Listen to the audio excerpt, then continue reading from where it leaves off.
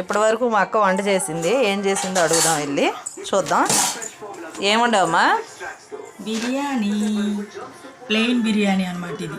ఓహో, ప్లెయిన్ బిర్యానీ. మంచి కలర్ఫుల్గా కనిపిస్తుంది కదా, చూస్తుంటేనే నోరు ఊరుతుంది. అయితే తినాలి నువ్వు. వావ్. Next chicken curry. ఓ, చికెన్ కర్రీ కలర్ఫుల్గా ఉందా? మంచి బ్యూటిఫుల్. అసలు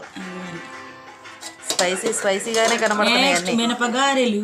వావ్, మినపగారెలు, బిర్యానీ, చికెన్. సూపర్. మీరు ఎక్సలెంట్. అందుకేనా ఇంతవరకు కష్టపడి వండేశారు మీరు? ఉండాలి కదా. ఓ, మీకు నచ్చాయా ఫ్రెండ్స్?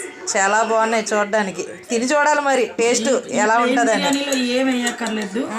మనం ఆలుగడ్డలు కానీ ఏమి ఐటమ్స్ లేకపోయినా కానీ వట్టి బాస్మతి రైస్ తో మనం ప్లెయిన్ బిర్యానీ. అంటే ఓన్లీ రైస్ మసాలా అంతేనా?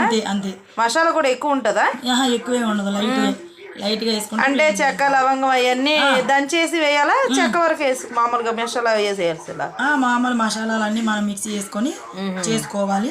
ప్లెయిన్ అనమాట. ఇందులో ఆలుగడ్డ కానీ ఇంకా వెజిటబుల్స్ కానీ ఏమి వేయము. అంటే క్యారెట్ గడ్డ వేస్తారు కదా, ఏమేయరా? ఏమేయము. వట్టి ప్లెయిన్ బిర్యానీ చికెన్ కర్రీ అనమాట. బాగుంటది, అందుకని చేసాం. ఓన్లీ ప్లెయిన్ చికెన్ కర్రీ చేసాం కాబట్టి మినపగారులతో తింటే బాగుంటది, ఆంధ్ర స్టైల్ అనమాట. అంటే ఇప్పుడు ఇది ఘాటుగా ఉంటదా? అంత ఘాటుగా ఉంటదా? అంత ఘాటుగా ఏమి ఉండదు, మంచిగా ఉంటది. అంటే చాలా మంది చేసింది తినలేకపోతాం కదా, కానీ పాప కూడా తినేయచ్చు.